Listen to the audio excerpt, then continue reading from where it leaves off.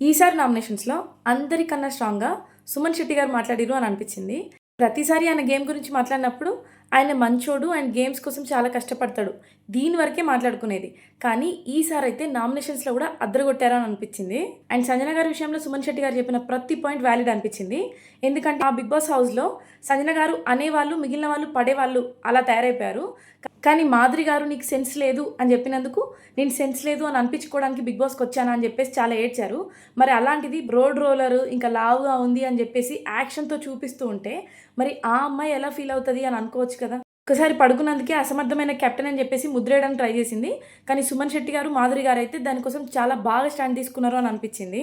And Priya, Sanjana గారి కోసం చెప్పిన పాయింట్స్ కూడా చాలా కరెక్ట్‌గా అనిపించినాయి. అండ్ మర్యాద మనీష్ కళ్యాణ్‌ని నామినేట్ చేశాడు. అక్కడైతే కళ్యాణ్ గేమ్ ఇంప్రూవ్ అవ్వడానికే నామినేట్ చేశాడు అని అనిపించింది. Same goes to Sreeja. Sreeja nominations చూసాకైతే ఈ అమ్మాయి అసలు ఉండాల్సింది. మాధురి గారికి ఆమెకయ్యే ఫైట్‌ని మిస్ అయిపోయినాము అని అనిపించింది. ఈరోజు నామినేషన్స్ అయితే ఫైర్ అనే చెప్పాలి. మరి వీళ్ళందరిలో మీకెవరి నామినేషన్స్ నచ్చినాయి? కామెంట్ చేయండి.